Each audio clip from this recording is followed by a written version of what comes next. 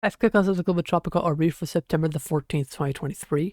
As is always the case in these videos, the weather exposure are mine alone, and when making decisions ahead of any tropical cyclones, look towards your local weather office, local emergency management, and local tropical cyclone warning center. We're going to be focusing on Lee today, as this is really the main story across the Atlantic and really across all the tropics across the world today. But this system is beginning to start to weaken more and more as it heads further north and is dealing with more of the upwelling west of Bermuda from Hurricane Franklin a couple of weeks ago. But still, even with some of the gradual weakening we've seen, this is still a strong hurricane. Winds of about 90 miles per hour has been observed here by aircraft recon, and this is still a strong storm. Now, the good news is for Bermuda, we are still getting tropical storm force winds, but the bulk of the hurricane force winds are west of the island, and they will remain west as the system pushes north. Unfortunately, though, we are still seeing something significant wind gusts, especially on the western side of the island. In fact, we've had some wind gusts up to 70 miles per hour. That's 60 knots.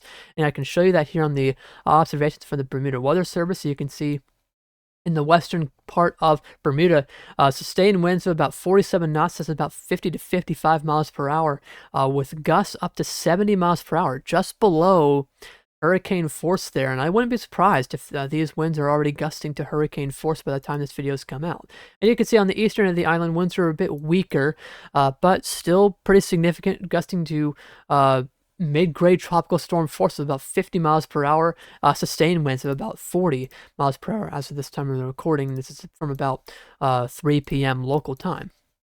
Now the system is changing a little bit. You can see here's a recon plan that we had earlier today, and compared to yesterday, the system is becoming more asymmetric in terms of its hurricane force wind field. You can see now, if the center's here, a lot of the hurricane force winds are now on the northern and eastern sides of the storm. Remember, yesterday we had more symmetric wind field where we had hurricane force winds pretty much surrounding the entire center of circulation. This is a factor of just a system dealing with some more southerly shear. There is some increased shear that is starting to affect the storm. You can see that in this sounding from the GFS. You can see we have some lighter winds here in the mid-levels, but some stronger winds in the upper levels. This is putting a little bit of shear upon the storm. You can see the mean shear value is about 13 knots. It's not overly strong, but it is starting to put some pressure upon the storm. And the shear is going to continue to increase in magnitude over the next day or so as it continues to push north. Now, over the past day, we've seen some pretty good agreement between the GFS and the European in terms of track. I'm going to show you, this is Saturday morning. This is about 9 a.m. local time. You can see the center on the European is about here. That might be a bit hard to see. Let me get maybe a different color. Maybe black works, I suppose. Yeah, that's a little bit more visible there. You can see that's where the European is, and the GFS is a little bit northeast of there. It's a little bit quicker on the GFS, but in general, we have more of a track agreement here between the European and the GFS. And this is good because now we can sort of narrow down exactly where we expect this storm to come in.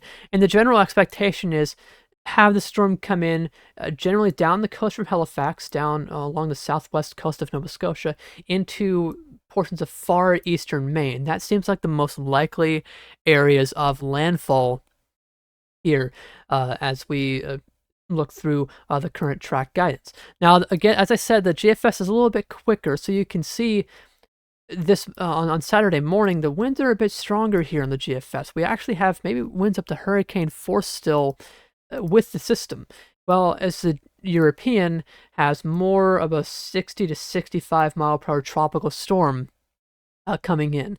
This is mainly because the European is a little bit slower, as I said, and is spending a little bit more time over the cooler waters. And because of the combination of that cooler water and this increased southerly shear impacting the system, we start to see more weakening on the European. But the system is just so fast on the GFS that it's able to retain more of the winds. Now, it still does weaken.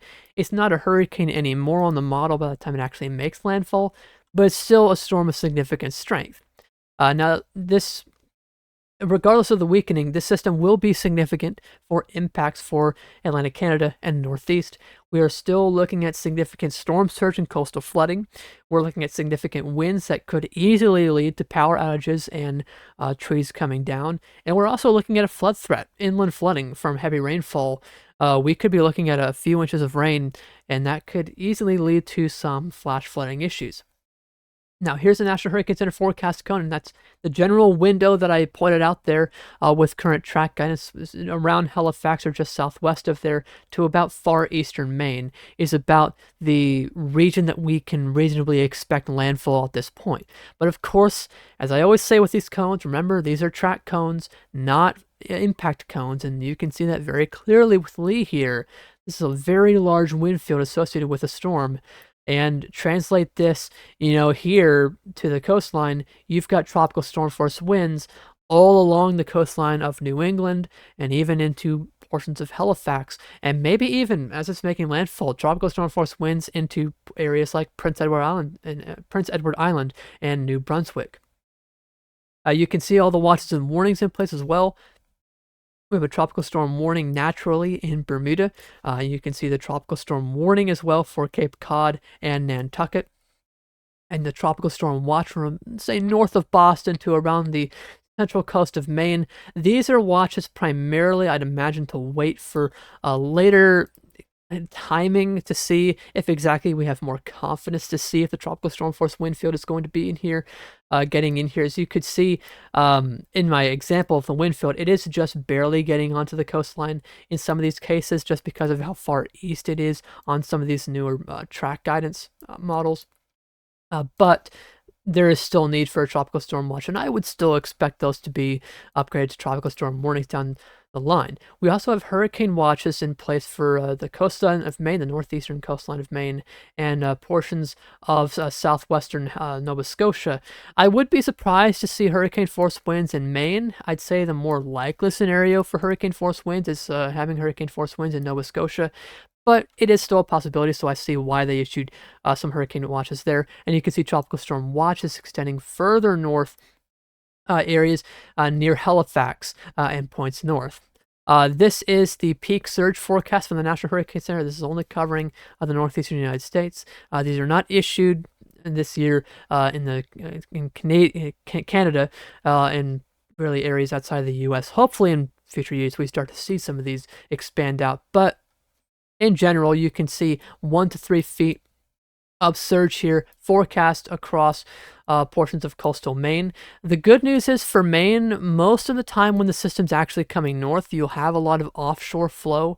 The main concern for storm surge as the system comes north will be that onshore flow right into areas like Cape Cod and Nantucket.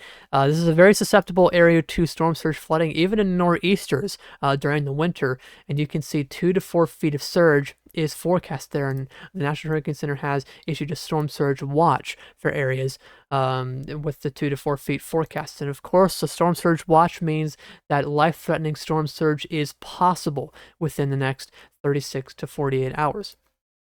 This is the earliest reasonable time frame for tropical storm force winds arriving. You can see here in portions of southeastern Massachusetts, you can see you need to have your preparations done by later tonight or early tomorrow morning. That's really your general time frame. For areas points north of Boston, getting into the coastline of Maine and getting towards Halifax in Nova Scotia, you've got until tomorrow evening until the winds are more likely to arrive. So your preparations need to be done by, say, tomorrow afternoon. And areas north of Halifax into Prince Edward Island and New Brunswick, you're looking at Saturday morning. So if you're making any preparations, make sure those are done by Friday afternoon. This is the rainfall forecast from the Weather Prediction Center. You can see not a lot of rain depicted here. There's still 2 to 4 inches of rain, and that could fall in a pretty short amount of time. So we could absolutely see some flooding issues here.